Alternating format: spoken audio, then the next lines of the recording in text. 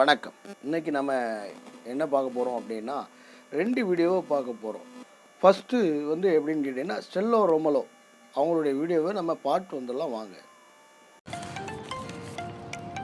Wow, என்ன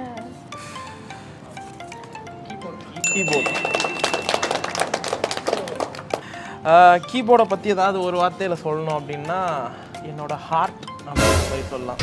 so அதுதான் ஒரு மாதிரி எனக்கு உயிரை கொடுத்துட்டு வந்திருக்குது. எவ்வளோ கஷ்டமா இருக்கு தெரியுமா அப்படிலாம் பேசி. இல்லை, இப்போ ஹார்ட்டை மாற்றிட்டேன்.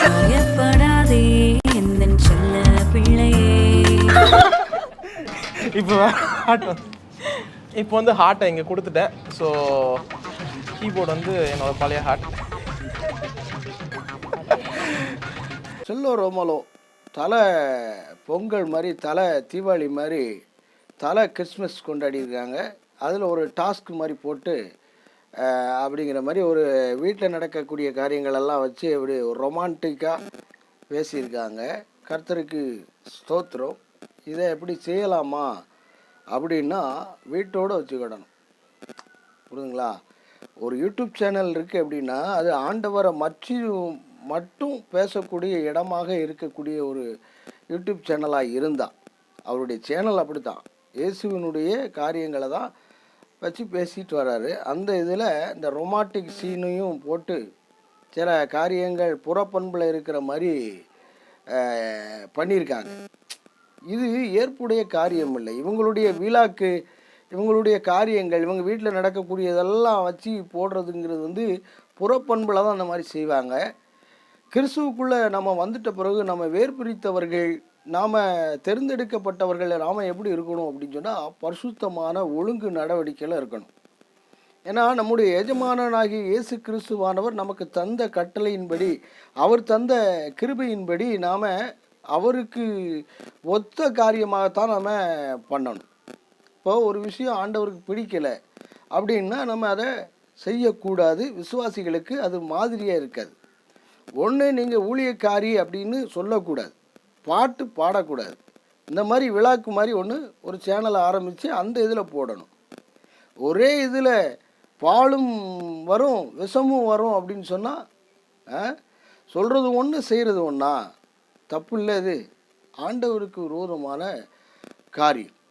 இப்போ பாருங்கள், 2 ராஜாக்கள் 1 ராஜாக்களில் நீங்கள் வாசிங்க அப்படின்னா ஏசபேலுங்கிற ராணி வந்து என்ன பண்ணிட்டா, இஸ்ரவேல் ராஜாவாக இருக்கக்கூடிய ஆகாப்பை பாகால் பேயோரை வணங்கும்படி அவங்க வந்து என்ன பண்ணிட்டாங்க, அடிமைத்தனத்துக்குள்ளே வச்சுக்கிட்டாங்க. அந்த ஏசபேல் அப்படிங்கிறதுக்கு என்ன அர்த்தம்னா கற்பு கரசி அப்படிங்கிறதுக்கு அர்த்தம், பத்தினி அப்படிங்கிறதுக்கு அர்த்தம். ஆனால் பெயருக்கும் அவங்களுக்கும் சம்பந்தம் இல்லாமல் சில காரியங்களை, உள்ளடி வேலைகளெல்லாம் நிறைய பண்ணாங்க. புரியுதுங்களா? அப்படி பண்ணி கர்த்தருடைய தீர்க்கதரிசிகளை கொன்று குவித்தாங்க. ஒரு மாம்ச இச்சைகளுக்கோடு தன்னை விபச்சாரம் படுத்தி கொள்ளுகிற ஒரு எசபேலினுடைய காரியங்கள் அனைத்துமாக இருந்தது. அப்போது ஆண்டவர் அவளை வெறுத்து போட்டாங்க. சில காரியங்கள், விக்கிரக ஆராதனை நமக்குள்ள, ஒரு மனிதனுக்குள்ளே, ஒரு பெண்ணுக்குள்ளே வருமானால் அவங்க எப்படி இருப்பாங்க அப்படின்னு பார்த்தா, தன்னை அலங்கரித்து கொள்வார்கள். தன்னை ஒரு அடுத்தவங்க பிறர் பார்க்கணுங்கிறதுக்காக சில காரியங்கள் எல்லாம் பண்ணக்கூடியவர்களாக இருப்பாங்க. மாம்ச கிரியையோடு கூட பயணிப்பாங்க. இதெல்லாம் விக்கிரக ஆராதனை சார்ந்தது. புரியுதுங்களா இல்லையா? பாருங்கள், ஆகாப்பு இறந்து போயிடுறாரு. 1 ராஜாக்கள் புஸ்தகத்தை முழுவதும் வாசித்து பார்த்தீங்க அப்படின்னு சொன்னால் ஆகாப்பு இறந்து போயிடுறாரு, சாபத்தால் இறந்து போயிடுறாரு. அதுக்கு அடுத்த 2வது ராஜாக்களில் நீங்கள் பார்த்தீங்க அப்படின்னு சொன்னால் ஏகு அப்படிங்கிற ஒருத்தர் வரார் ராஜாவா இஸ்ரவேலுக்கு. அப்போது இஸ்ரவேலுக்கு வராரு அப்படின்னா நீங்கள் 9வது அதிகாரத்தை 20லேருந்து நீங்கள் வாசிச்சிங்க அப்படின்னு சொன்னால், யாகாப்பு வருவதை அறிந்த யெசபேல் என்ன பண்ணுறா, இதிலெல்லாம் தீட்டிக்கிறா. ஏன்னா அவனை மயக்கணும் அப்படிங்கிறதுக்காக இங்கே கண்மையை தீட்டிக்கிட்டு தான் முகத்தை அலங்காரம் பண்ணிவிட்டு அவன் வந்து என்ன சொல்கிறா அப்படின்னு பார்த்தா நம்ம அதை வாசிச்சிடலாம். கர்த்தருக்கு ஸ்தோத்திரம். 9வது அதிகாரம் 30வது வசனத்தில் ஏகு இஸ்ரவேலுக்கு வந்தான்.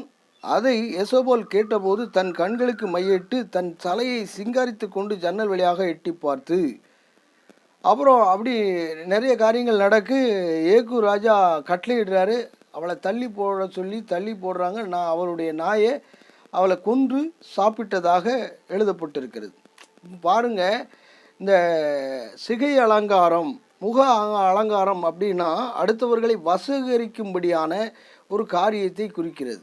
ஆமாம், கிறிஸ்துவனுடைய பிள்ளைகள், இயேசுவினுடைய பிள்ளைகள் எப்படி இருக்க வேண்டும் அப்படின்னா பரிசுத்தம் என்ற அலங்காரத்தோடு கூட பயணிக்க வேண்டும். நான் ஊழியக்காரன் அப்படின்னு சொல்லக்கூடாது, ஊழியக்காரின்னு சொல்லக்கூடாது. அப்போ நாம் அதில் கடைபிடிச்சி போகணும்.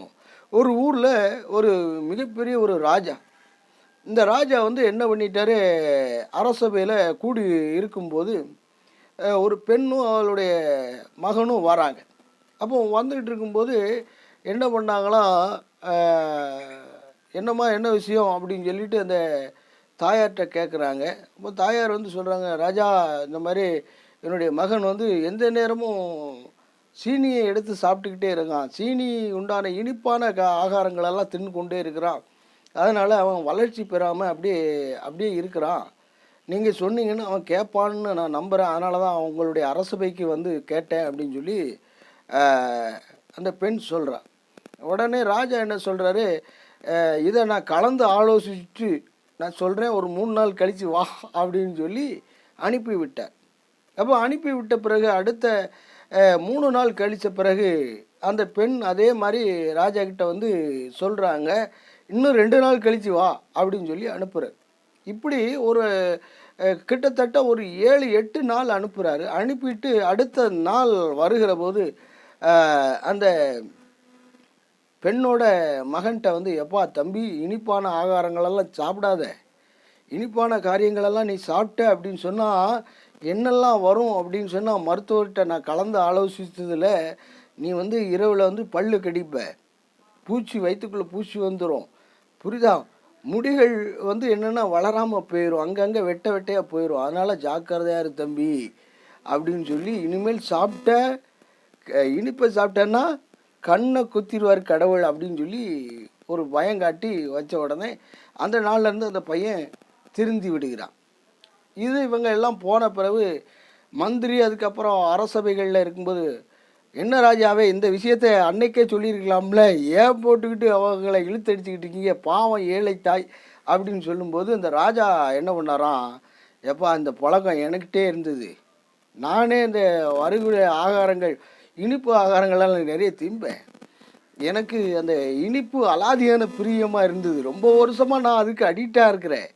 பட் அதை நான் சொல்லும்போது நான் திருத்தப்பட்டு அதுக்கப்புறம் நான் திருந்தணும் அப்படிங்கிறதுனால, நான் திருந்தினாதான் அடுத்தவனுக்கு சொல்ல முடியும், அதனால தான்ப்பா நான் எல்லாத்தையும் கண்ட்ரோல் பண்ணி 8 நாள் ஆகிருக்கு அந்த இனிப்பு சாப்பிட்றதுக்கு.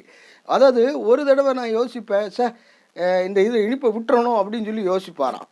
அப்புறம் மறுநாள் என்ன பண்ணிட்டா, சாப்பிட்ட உடனே அந்த இனிப்பு வாய் கேட்ட உடனே சாப்பிட்ருவாராம். இப்படி கொஞ்சம் கொஞ்சமாக அப்படியே அவருடைய இதெல்லாம் விட்டு கடைசியில் முழுமையாக 8 நாளில் அந்த இனிப்பினுடைய சாப்பிடக்கூடிய காரியங்கள் எல்லாம் விட்டுட்டு அதுக்கப்புறம் சொன்னாராம், என்னை தகுதிப்படுத்தி கொண்டு, என்னை நான் தகுதிப்படுத்திட்டேன், நான் மனம் திரும்பிட்டேன் அப்படின்னா மனம் திரும்புவதுகளுக்கு ஏற்ற கனிகளை பிறர் பெற்றுக்கொள்ளும்படி நான் சொல்ல வேண்டும். புரியுதுங்களா இல்லையா, விளங்கலையா? இப்போ ஒன்றும் இல்லை, இந்த சகோதரி எப்படின்னா பாட்டு பாடுவாங்க, ஒரு அல்டிமேட்டடான ஒரு ஊழியர், வேத வசனத்தெல்லாம் சொல்லுவாங்க, ஆனால் இப்போ பண்ணது வேகாத வேலை. புரியுதுங்களா? இந்த எசபேல் தான் இந்த மாதிரி இது பண்ணுறது. ஏன் எசபேலுடைய கதையை சொன்னேன் அப்படின்னா, அந்த கதையில் எப்படின்னா இவங்க என்ன மாதிரி பண்ணாங்க அப்படின்னா, ஃபுல் வீடியோவை அந்த இதில் நீங்கள் அவருடைய சேனலில் பார்த்தீங்க அப்படின்னா, அவங்க மேக்கப்லாம் போட்டிருப்பாங்க, தலை சீவிருப்பாங்க, வச்சுருப்பாங்க, அவன் தலை சீவான். இவ்வளோ மேக்கப் தேவையா? ஆண்டவர் அதைத்தான் விரும்புகிறாரா அப்படின்னு பார்த்தா அதை விரும்பவே இல்லை. கர்த்தருக்கு ஸ்தோத்திரம். 2-3 வசனத்தை சொல்கிறேன் பாருங்கள். 1 தீமோத்தேயு 2வது அதிகாரம் 10வது வசனத்திலும் 9லேருந்து நான் வாசிக்கிறேன் பாருங்கள். ஸ்திரீகளும் மயிரை பின்னுதலினாலாவது பொன்னினாலாவது முத்தினாலாவது விலையேறப்பெற்ற வஸ்திரங்களாகவும் தங்களை அலங்கரியாமல் தகுதியான வசத்தினாலே ஞானத்தினாலும் தெளிந்த புத்தியினாலும் தேவபக்தி உள்ளவர்கள் என்று சொல்லிக் கொள்கிற ஸ்திரீகளுக்கு ஏற்றபடி நற்கிரிகளினாலே தங்களை அலங்கரிக்க வேண்டும். ஸ்திரீகள் எல்லாவற்றிலும் அடக்கமுள்ளவராய் இருந்து அமைதலோடு கற்றுக்கொள்ள கடவள். கர்த்தருக்கு ஸ்தோத்திரம். அப்போ எப்படிப்பட்ட பண்புல இருக்கணும்? ஊழியக்காரின்னு சொல்கிறதுனால, தன்னை ஊழியக்காரிங்கிறதுனால நாம் என்ன பண்ணணும்? புறப்பண்பில் இருக்கக்கூடிய காரியத்தை செய்யக்கூடாது. ஏன்னா இந்த காரியங்கள் எல்லாமே விஜய் டிவி, சன் டிவியில் இருக்கக்கூடிய ஆக்டர்ஸ், செலிபிரிட்டிகள் வந்து ஒரு இன்டர்வியூ மாதிரி கொடுப்பாங்க. இப்போ பொங்கல் வர ஆரம்பிச்சிட்டு இனிமேல் என்ன பண்ணுவாங்க? தலை பொங்கல்னு கொண்டாடுவாங்க. புதுசாக கல்யாணமானவங்க தலை பொங்கல்னு கொண்டாடுவாங்க. அந்த மாதிரி ஏன் கொண்டாடணும்? தலை கிறிஸ்மஸ் என்ன? கிறிஸ்மஸே கொண்டாடுறதுக்கு உண்டான வேதத்திலே இல்லை. அப்போது நீங்கள் என்ன பண்ணுறீங்க? வேதத்தை அறிந்தவர்கள் சொல்லியும் செய்யாதிருக்கிறீர்கள். இப்போ உங்களுடைய கிரியையை நம்ம பின்பற்றணுமா? தேவையே இல்லை. இப்படிப்பட்டவர்களுடைய காரியங்களுக்கு நீங்கள் போய் இது பண்ணாதீங்க. வேஸ்ட்டாக காசை போடாதீங்க. புரியுதுங்களா? புரியல? என்ன காசுன்னா நெட்டுங்கிற காசு. இவங்க சும்மா ஜாலியாக லூட்டி அடிக்கிறதுக்கு நாம் வந்து செலவு பண்ணி அவங்கள பார்க்கணுமா? வேதத்தில் இல்லாததை செஞ்சாங்கன்னாலே அவங்க வேகாதவங்க, ஒன்றுத்துக்கத்தவங்கன்னு அர்த்தம். சரி, அடுத்ததாக நாகர்கோயிலை சார்ந்த மீசை இல்லாத சகோதரன் வந்து குறை சொல்கிற, அப்படி சொல்கிறேன், இப்படி சொல்கிறேன், அப்படி சொல்கிறேன் அப்படின்னு பேசுவார் பாருங்க. அதை வீடியோவை நம்ம பாட்டு வந்துடலாம். பின்மாற்றக்காரனுக்கு கூட 24 மணி நேரம், குறை சொல்றவனுக்கு கூட 24 மணி நேரம், அந்த ஊழியக்காரங்களை குறை சொல்றவனுக்கு கூட 24 மணி நேரம். எங்கடை வழங்குவ நீ? உனக்கு நேரம் போகணும்னா குடிகார போயதான் உண்டு. அறிவில்ல? பின்ன எப்படி உன் குடும்பம் ஆசீர்வதிக்கப்படும்? பின்ன எப்படி உன் தொழில் ஆசீர்வதிக்கப்படும்? இங்க வந்து ஆண்டவர் என்ன கைவிட்டார்னு கொழுப்பு பிடிச்ச நீ, உனக்கு இந்த வீடியோவில், ஷார்ட் வீடியோவில் வந்து என்ன சொல்லிருக்காரு? அக்கா சொல்லுன்ட்டு எதையோ ஒன்று சொல்லியிருக்கிறாரு. கர்த்தருக்கு ஸ்தோத்திரம். இங்கே அதாவது எப்படின்னு கேட்டிங்கன்னா, விசுவாசிகளாக இருக்கட்டும், எல்லாருமே ஊழியக்காரங்க தான். விசுவாசி ஊழிய அப்படிங்கிற அந்த கான்செப்டே இல்லாமல் ஆண்டவர் என்னன்னு கேட்டிங்கன்னா, ஞானஸ்நானம் பெற்று சீசராக, எல்லாருமே சீசராக இருக்கும். ஒவ்வொருத்தரும் ஒவ்வொருத்தருடைய இதில் படிப்பினைகளை கற்றுக்கொள்கிறோம். இப்போ நானும் என்னுடைய அன்பு தம்பி ஆல்பர்ட் அவர்களும் ஒவ்வொன்றையாக படித்துக்கொள்கிறோம். நானும் மேக் மிஷன் சார்ந்த சகோதரனும் படித்துக்கொள்கிறோம். அதுக்கப்புறம் நானும் இன்னொரு 2-3 சகோதரர்களோடு கூட கற்றுக்கொள்கிறோம். யாரும் ஊழியரோ விசுவாசிங்கிறது இல்லை. ஊழியரும் விசுவாசி தான். அவனும் கரெக்டாக இருக்கணும். கரெக்டாக இல்லைன்னா இது வேதத்தின்படி இல்லாமல் வேகாததாக இருக்குது அப்படின்னு சொல்கிறதுல தப்பே கிடையாது. கடிந்து குந்து புத்தி சொல்ல வேண்டும். பழைய ஏற்பாடு வேறு, புதிய ஏற்பாட்டினுடைய முறைமைகள் வேறு. எல்லாரும் ஊழியர்கள் தான். விசுவாசிகள் அப்படி இப்படின்னு இந்த ஒலட்டு வேலையே இருக்கக்கூடாது ஐயா. முதல்ல வேதத்தில் இல்லாததை, வேகாததை பேசவே கூடாது. புரியுதுங்களா? ஒருத்தர் குறை சொல்கிறாருன்னா பிரதியுத்தரம் சொல்லணும். ஆண்டவர் அப்படி தான் சொல்லியிருக்கிறார். புரியுதுங்களா இல்லையா? புறாவை போல் கபடற்றவர்களாக இருங்கள், பாம்பை போல் வினா உள்ளவர்களாக இருங்க. இவெல்லாம் எப்படிப்பட்ட ஆவி உடையவனாக இருக்கிறான், இவன் ஆண்டவராகி இயேசு கிறிஸ்துவை பிரதிபலிக்கிறானா அப்படின்னு பார்த்து சோதித்து இருக்கணும்னு சொல்லி எங்கள் ஆண்டவராகி இயேசு கிறிஸ்துவானவர் சொல்லி இருக்கிறாரு. நீ பாட்டுக்கு வேதத்தில் இல்லாத வேகாத வேலையெல்லாம் சொல்லிட்டு நான் எதுக்கு நம்பணும்? 9 மணிக்கு சர்ச்சுக்குள்ளே வரலன்னா கொண்டு விடுவேன் அப்படின்ட்டு என்னெல்லாமோ சொல்லி வளட்டுறீங்க. ஸ்டேஜில் வரும்போது ஆண்டவராகிய இயேசு கிறிஸ்துவ மட்டும்தான் பேசணும். குறை சொல்கிறவங்கள பேசணும்னா பிரதியுத்தரம் சொல்லணும். அதுக்கு ஏற்ற விளக்கத்தை சொல்லணும். புரியுதுங்களா? ஒருத்தர் குற்றம் சாட்டுறாங்கன்னா அதை ஒரு வசனத்தை வச்சுக்கிட்டு இதெல்லாம் குற்றம் என்று சொல்லுறாங்க, வேதத்தின்படி இது சரிதான் அப்படின்னு சொல்லி ஒரு விளக்க உரையை சொல்லணும்.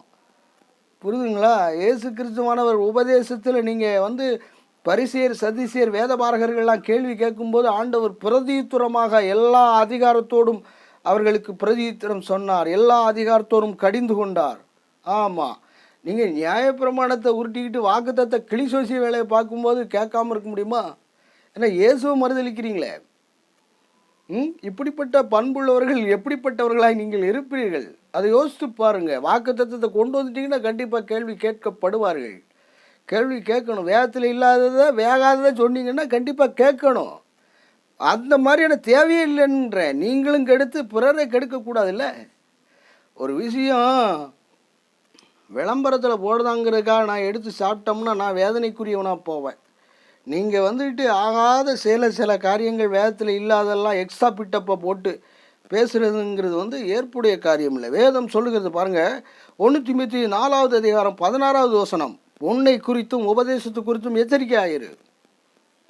இந்த வேத வசனத்தின் அடிப்படையில் தான் எல்லோரும் சொல்கிறாங்க, உங்களை குறித்தும் உன்னை குறித்தும் உன் உபதேசத்து குறித்து எச்சரிக்கையாக இருங்க.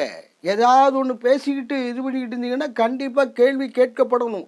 இங்கே பொறுத்தளவில் புதிய ஏற்பாடு ஆண்டவராகிய இயேசு கிறிஸ்துவானவர் வந்து முறைமைகளை எல்லாம் மாற்றி அமைத்து கடிந்து கொள்ளுதலும் சீர் பொறுத்தலுமாக இருக்கக்கூடிய வேத வசனம். புரியுதுங்களா? நீங்கள் என்ன ஓலட்டு ஓட்டாலும் திரும்ப கேட்டுறணும். சபையார் உங்களுக்கு சொல்கிற எல்லா சபை மக்களும் போகிற சபை மக்களில் ஏதாவது நூதன புரட்டன் ஏதாவது வேத புரட்டு வேலையை பார்த்தான்னா இது வேத வசனத்தின்படி வேகாததுயா நாங்கள் போகிறோம் அப்படின்ட்டு கிளம்பி வந்துடணும். அப்படிப்பட்ட சபையில் நம்ம இருக்கக்கூடாது.